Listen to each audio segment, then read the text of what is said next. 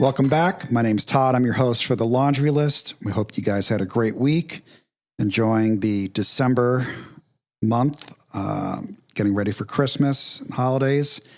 I know I'm enjoying this time of the year. I love the Christmas lights. I got a bunch of lights up at my house and actually going Christmas shopping after this. So I'm excited for the this time of the year and the change of weather. Even though here in Arizona, we don't have that much of a change, but it is nice to get the cool mornings and cool nights. And before we get kind of going, I'm going to read the laundry list, which are the 14 traits of an adult child. And these are the characteristics we have in common due to being brought up in an alcoholic or dysfunctional household. 1, we became isolated and afraid of people and authority figures. 2, we became approval seekers and lost our identity in the process. 3, we are frightened by angry people and any personal criticism. 4, we either become alcoholics, marry them or both, or find another compulsive personality, such as a workaholic, to fulfill our sick abandonment needs. 5, we live from the viewpoint of victims and are attracted by that weakness in our love and friendship relationships. 6, we have an overdeveloped sense of responsibility, and it's easier for us to be concerned with others rather than ourselves. This enables us not to look too closely at our own faults, etc.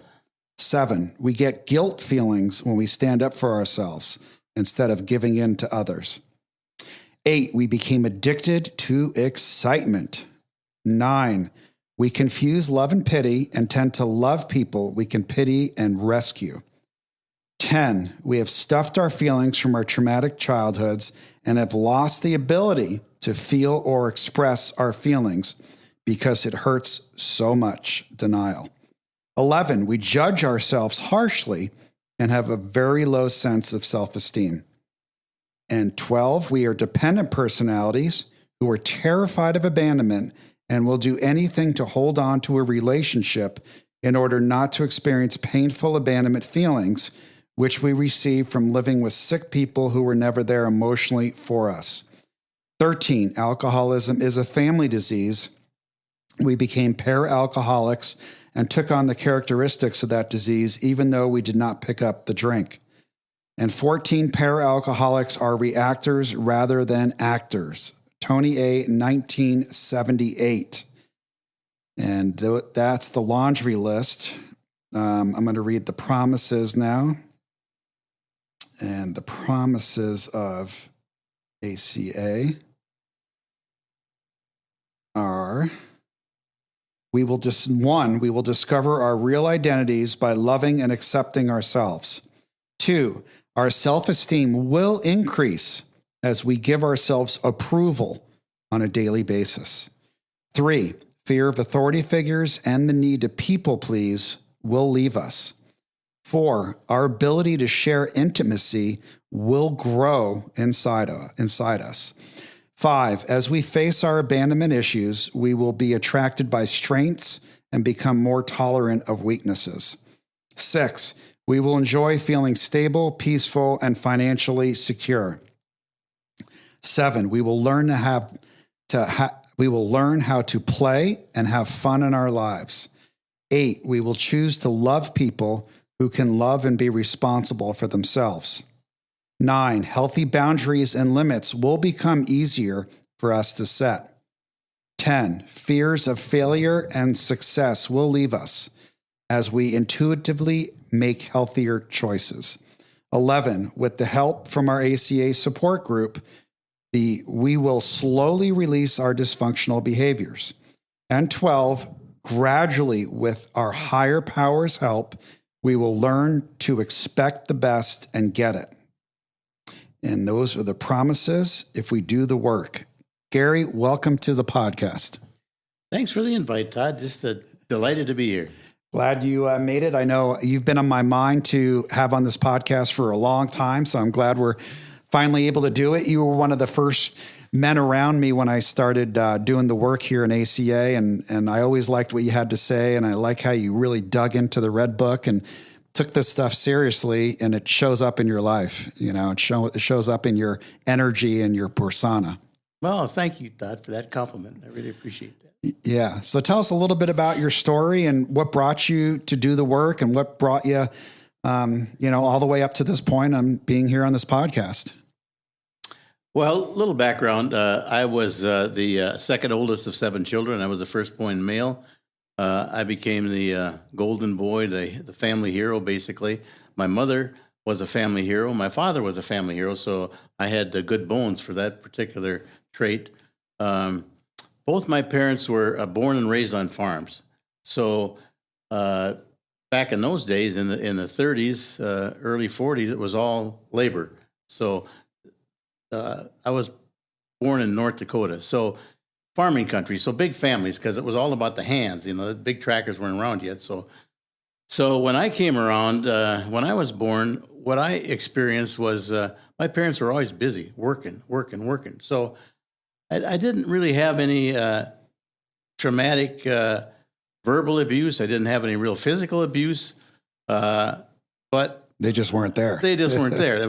I'd say it mostly was neglect. Now, I do remember my mother was big on church, and my father wanted to keep her happy, so he got big on church too, and he had a lot of personality. My father was a very outgoing, gregarious,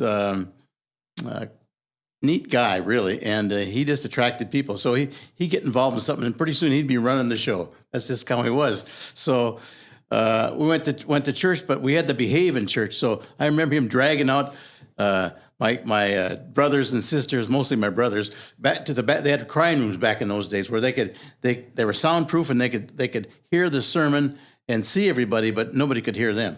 So I don't remember that happening to me, but it had to happen to me. But what I became was when it had to do with authority. Addicts by nature, most of them are defiant, but I became compliant. So I was very afraid of authority figures. So and early people-pleasing skills. Yeah, exactly, right. So I pretty soon, no matter what the situation was, I quickly determined who was in charge. And everybody else didn't really matter. That's the guy that I had to please. So I learned those skills relatively quickly. My mother was big on religion, so I went to a parochial school up through 5th grade. I was an acrolite. I remember on the way, and I was an usher too. The acrolite thing, we had wine, because we were Missouri Synod Lutherans, and I would sample the wine. There was a few empty. They had little cups that you use. I'd sample that once in a while. And when I was an usher, on the way back through the basement to return the offering to the room where they counted it, I would take a few dollars for myself. So eventually I ended up having to make amends for all that stuff when I got sober. Mm-hmm.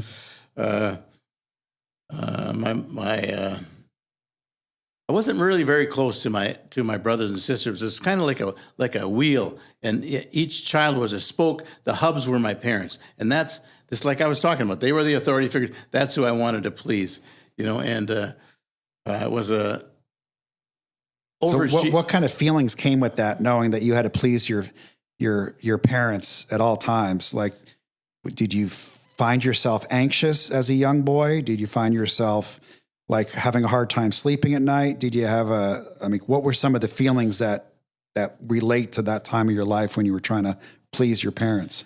I would say hypervigilant, which raises your awareness, and always kind of a low grade fear of displeasing them. Something happened when I was quite young that kind of set the course for one of my. I call it a theme, really. It's a characteristic that determines most decisions. And when I was very young, I think I was about 4 years old, we went to the circus, and on the way out, it was after dark, and I grabbed one of them short bottles of Coca-Cola, and I put it in my shorts. When we got home, my parents found it, and we were going to go back to make amends to these people that I stole it from and all that.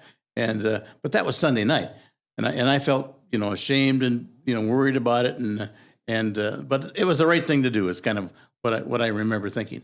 And then when Monday morning came, my mother went down the basement. She lived in the basement doing the laundry for some reason, and my father went to work. They never said a word about it. So I took that pop bottle, and I walked I'm 4 years old. I walked down about 2 blocks to where that circus was, and the tent was gone. There was a couple old rusty axles there that they used to hold it up. And then I walked back. I was really disappointed because I couldn't, make amends. And so somehow they didn't have twist tops in those days. So I got the cap off that bottle and I poured it on the ground. And I said, I guess I have to punish myself because my parents don't have time. And I made a vow never to make a mistake again. All right, so that was one of the big themes, that everything that... The last mistake of Gary. Oh, my God. So it's just watching everything I did, trying to do everything right. The critical parent shows up early at 4. I can never make a mistake again because I don't like the way it feels. I don't like the way I feel when I make a mistake, which is really, it's like not real, but we make it real. We make it real. Yeah, because the biggest fear I have, and most human beings have, is being alone and unloved. Mm-hmm. And that's what I was afraid would happen if I made another mistake, because my parents basically abandoned me. They said, we're going to do this, and they didn't do that. So that also set up that don't trust, don't talk, don't feel situation. That what started the ball. My parents didn't always do what they said they were going to do because they were so focused on getting the work done. So one of my other major traits is get it done. And I learned that by watching them. And whatever I did, it was like over the top, especially work. Yeah. So, wow, that's a crazy story at 4 years old. We'll come back to the circus. So talk a little bit about, like, as you started to get older, like, did you have a lot of guy friends? Were you more like isolated? You said you weren't that close to your siblings. So, like, what did your childhood look like? Alone, pretty much isolation. Because somehow something happened.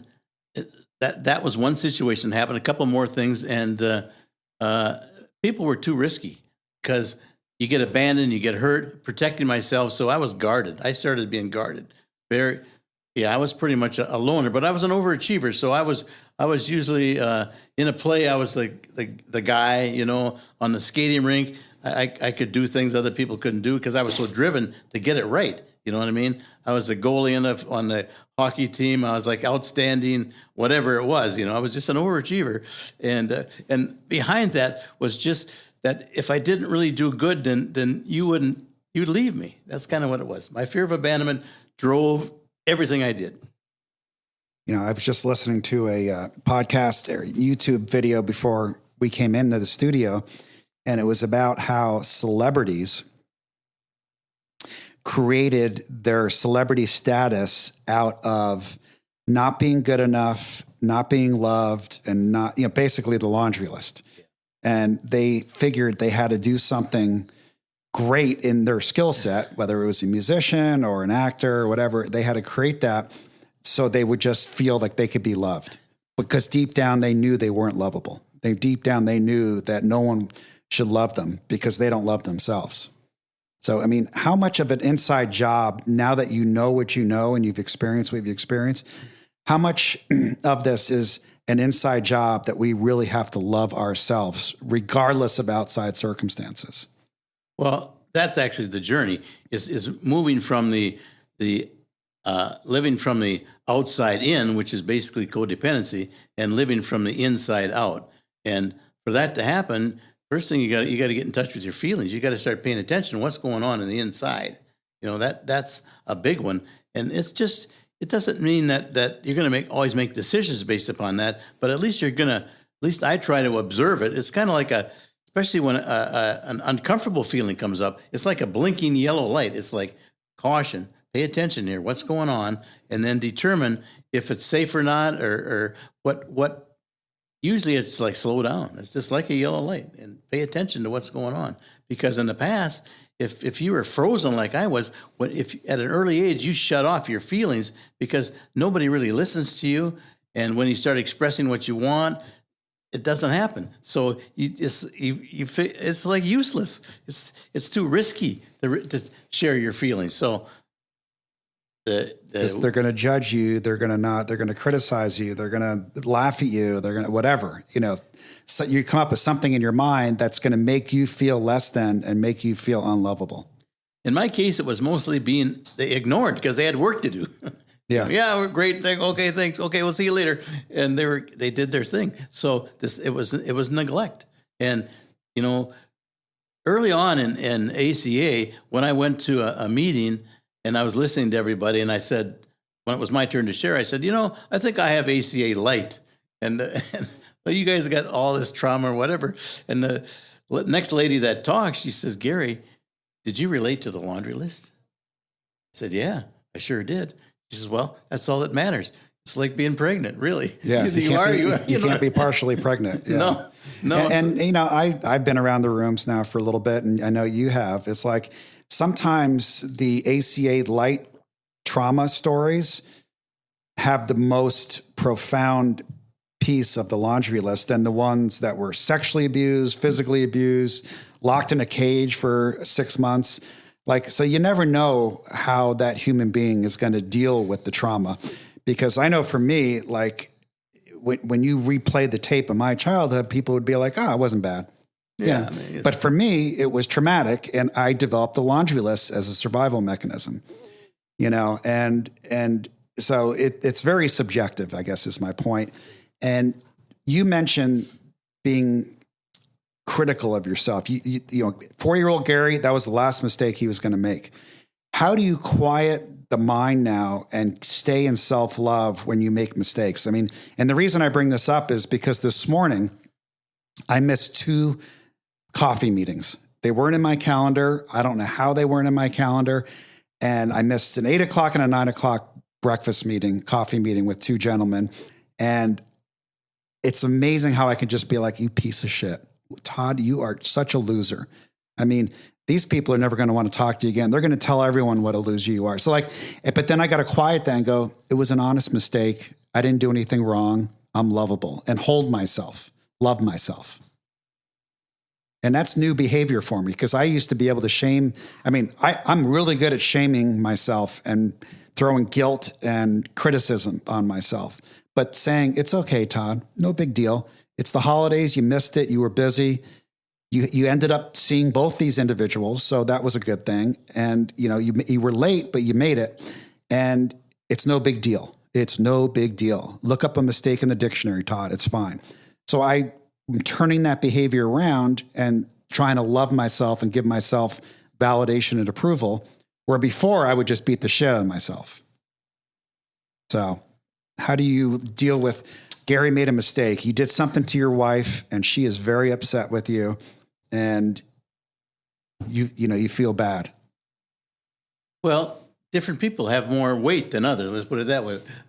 Your mate has a lot of weight, at least in my case, has a lot of weight, because it's basically my full-time love interest, and I want to make sure she's happy so she doesn't abandon me, for God's sake. Right. So it depends on the situation. But going back to what I was like before, that shame, guilt, and beating myself, that was the motivation, man. That was the whip.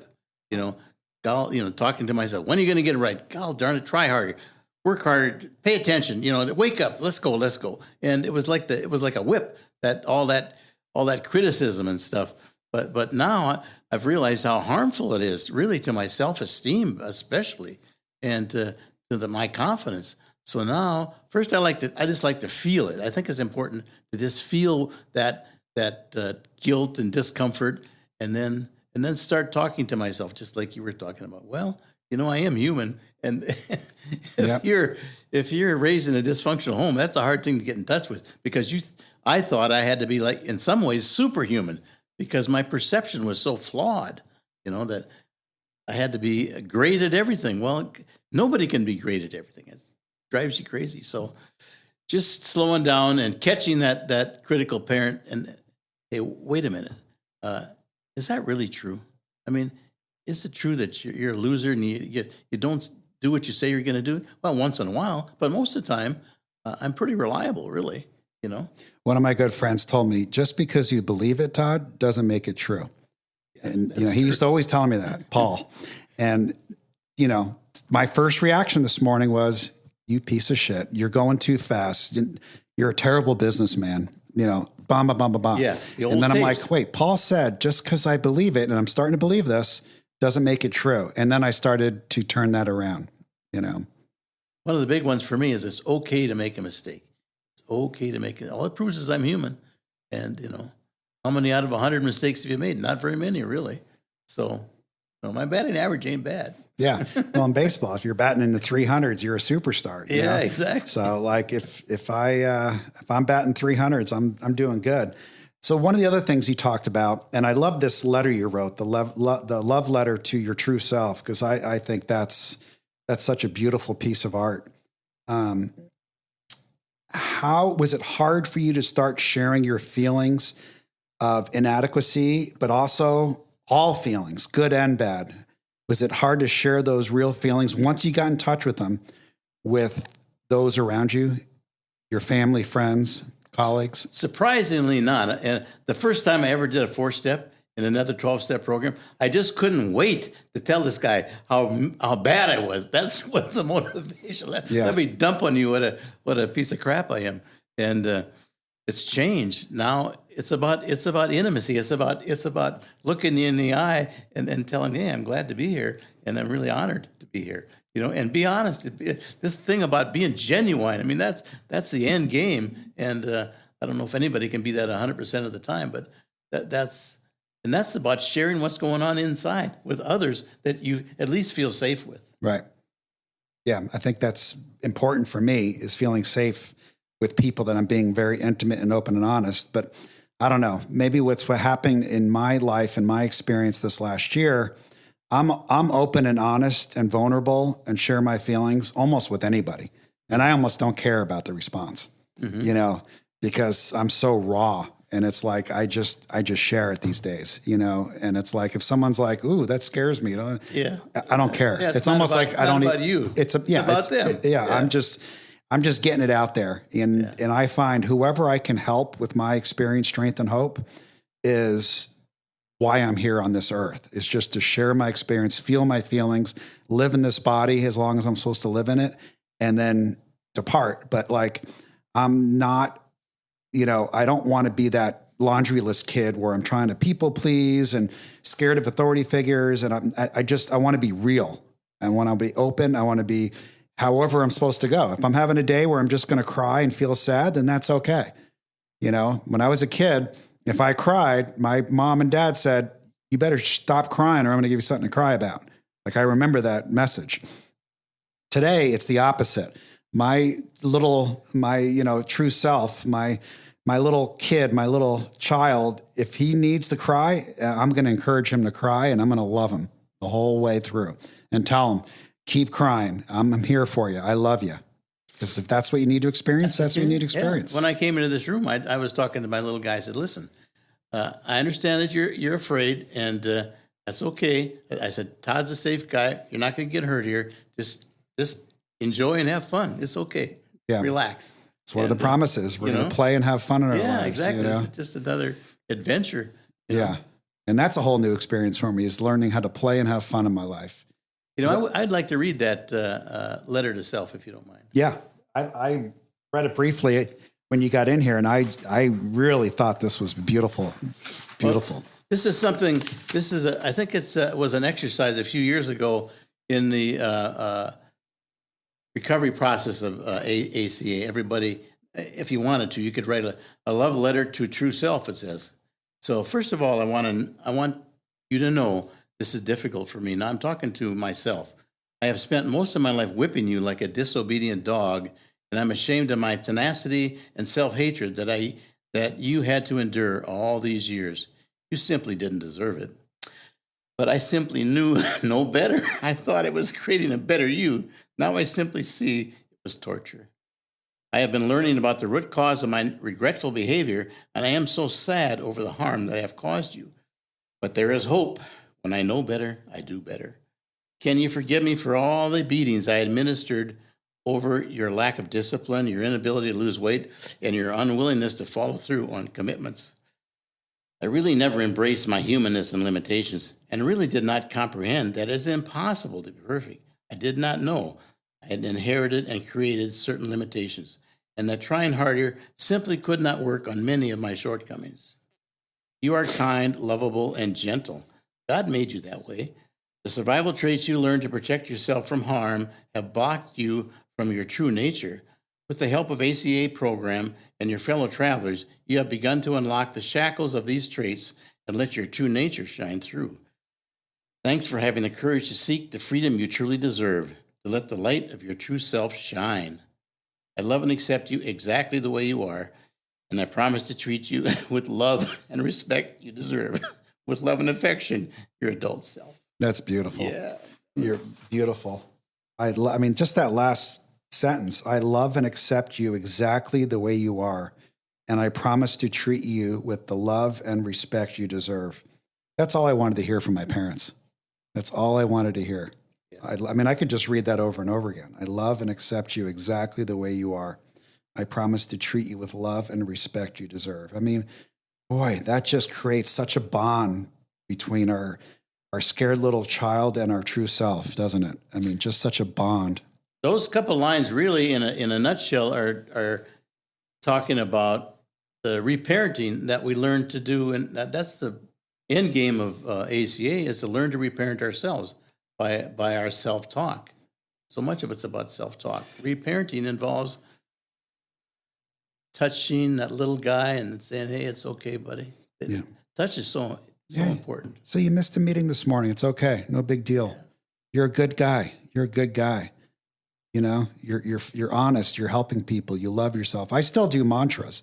You know, my wife thinks I'm crazy. She goes like, "You are magnificent. You are a child of God. You are pure love. Like, why do you need to keep telling yourself that?"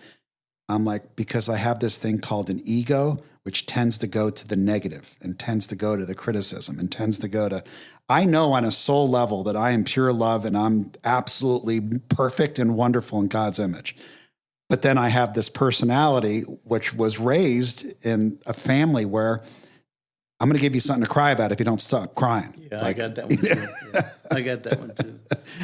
And so I got to reverse those, you know, I got to reverse some of those thoughts. Well, it's the programming. Think about, you know, I'm 76 years of age. I mean, the programming, I didn't get into ACA until, I guess it was 2016. All that programming, all those years, it's embedded. It's embedded in my body, all that trauma that I didn't allow myself to pass through. It's a lot of it's stuck in there. And this grieving is a big part of recovery. Yeah. Allowing myself to feel the feelings and disperse the energy, cry, work out, hit something, you know. Yeah, I know it says in our literature that, you know, we should come to 6 meetings in ACA before we could even like judge and look at and really know if this is something for us. And I say sometimes it's even longer than 6 meetings because it takes a while to even know what we're even thinking and comprehending in these meetings. Because I know for me, I came into ACA because I was going through a divorce that was extremely painful. And I felt that abandonment like there was no tomorrow. I was coming unglued out of my skin, not sleeping, not eating. And I could not pay attention and I could not be in the present moment. And so I needed to sit in meetings and just listen and just listen and just listen. And then finally I'm like, okay, now I'm ready to start talking eventually.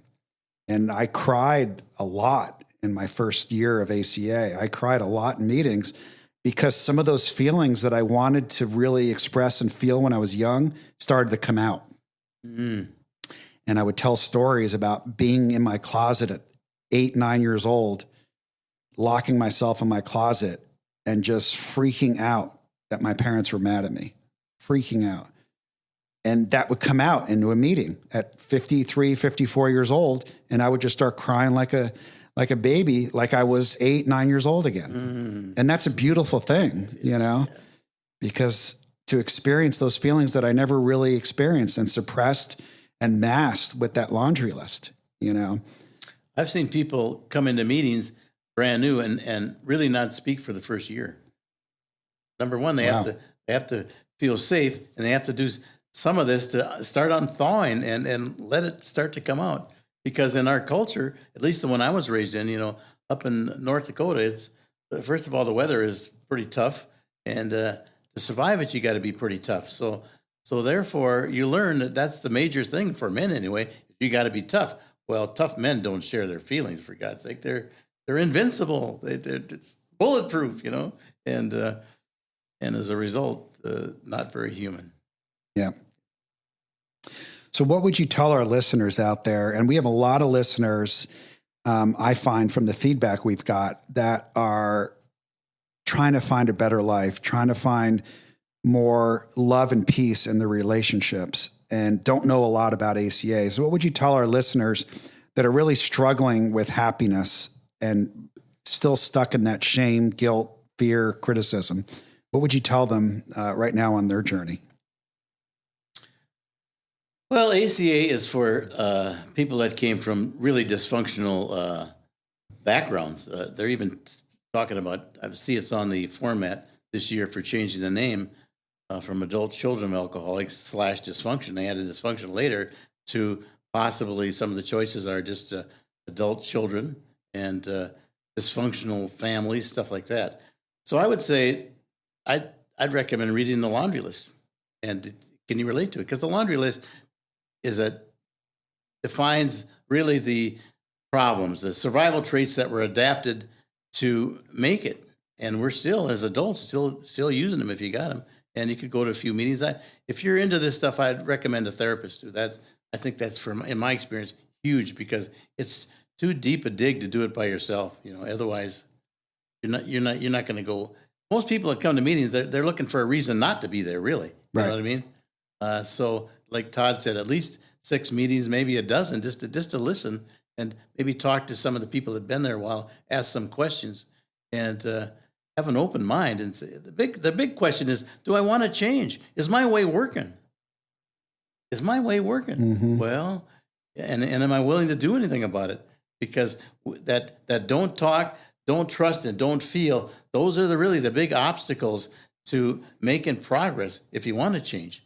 Because we tend to believe what's up here in our head, which is all based on fear, really. So the biggest thing that happened to me in any of these programs is I got close to one man and started sharing what was going on inside. And I built trust with one man. Now, we talk about a higher power all the time, but I personally believe if you can't get close to one human being that I can feel, touch, and hear, how can I possibly get close to something that's intangible, that I can't see, touch, and hear, at least in the beginning? Right. Now I have that relationship, but that took a while. Yeah. First, I started a relationship with you, somebody I wasn't afraid of, right, that I felt comfortable with.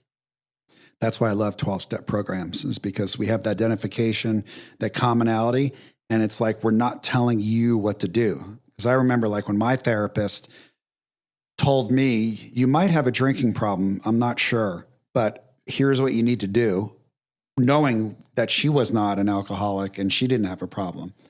And it's like, I'm not listening to you. You don't know what's best for me. It's like, But when I'm in a 12-step program where we share the commonality of whatever that 12-step program is, my defense mechanism's down. My walls are down. I'm open. I feel safe. I feel loved. I don't feel judged.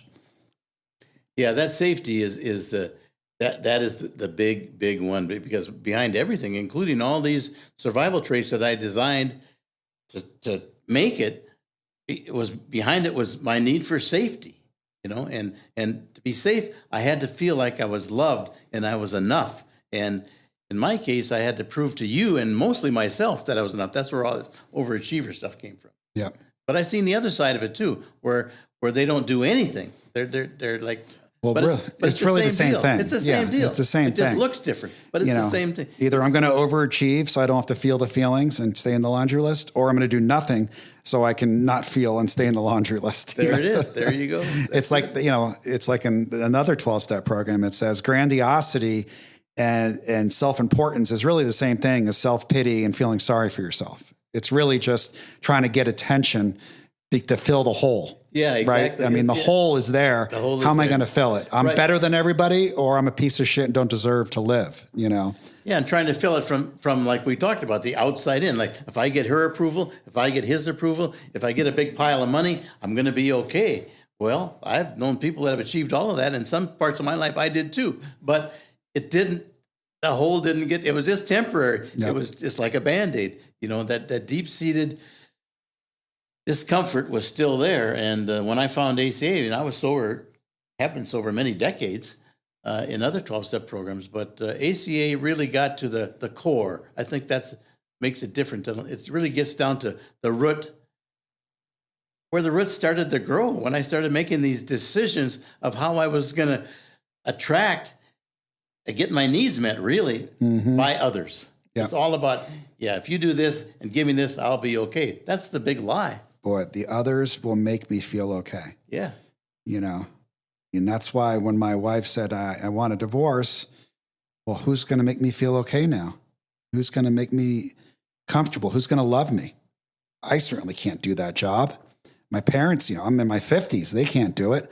Like, I'm fucked now. What am I going to do? Yeah. And that's why I felt that panic, out of body, out of mind experience. And it's not until I came in and started to love myself and really get a connection with myself, another human being, and then a higher power that I could start to feel that. Yeah. And now I'm remarried, and I can tell you, if my current wife left me, it would not be the same experience that I had when my first wife left me. It would not be even remotely close to it. Yeah. Well, I remember what Chuck C said years ago, that something to the effect that I'm okay really without you.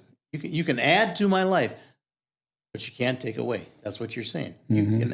She can add to my life, but she can't take away, because I'm enough. I'm enough. And I'm enough without her. And that's the recovery that's happened for me in ACA. That doesn't mean I'm not going to grieve. Doesn't mean I'm not going to be sad. Right. Not going to cry. That would be huge. But I don't need someone else to be okay, because God made me okay day one. I came into this world, a child of God. I'm leaving as a child of God.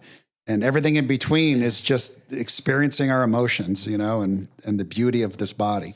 I wanted to talk a little bit about those false beliefs. I think I brought that list along. Because these are the strategies that I came up with to survive. Yep. These are the strategies to get my need to value and to matter, because I didn't feel valued and to matter from my parents enough. So I became an authority. Why did I become an authority? Well, that was so that other people would come to me and be dependent on me, and they wouldn't leave.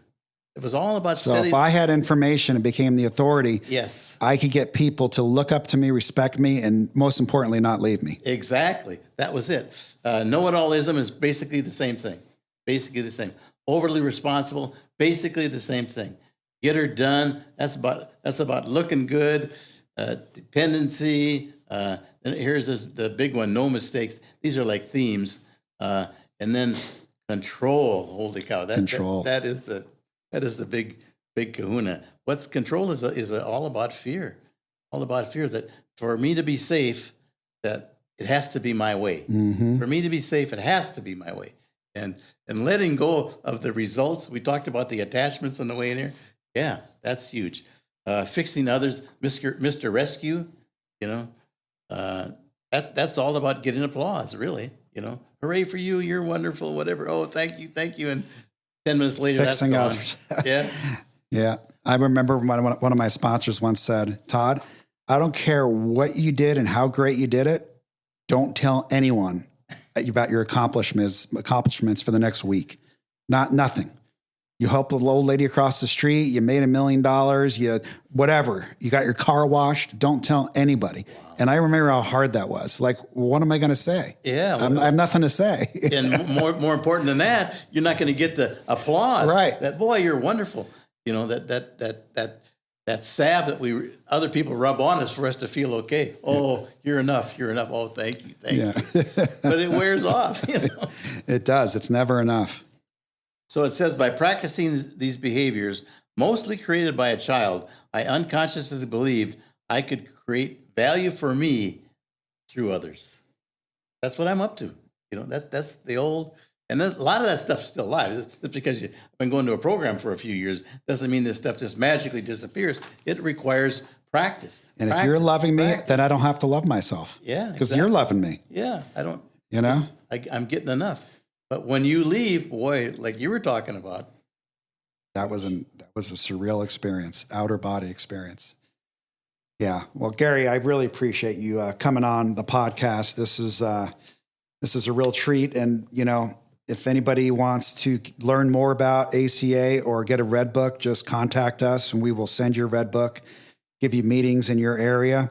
If you have any questions or have any comments about our podcast, please comment in the area where you get your podcast, YouTube, Spotify, Google, Apple. We're on all the different avenues for podcasts. We are on YouTube now, all of our videos. And we love sending out Red Books. I know for me, when I read that Red Book, I'm like, wow, they're telling my story. They're telling my story. So I encourage anyone that wants a Red Book, we'll send you one free of charge. And then you can learn more about some of the things we're talking about. Please be nice to my friend during this holiday season. This is a time where people can get stressed, hurried, panicked, frightened, and just be nice to my friend and love yourself, like Gary said. And we appreciate you listening, and we will see you next week on the laundry list.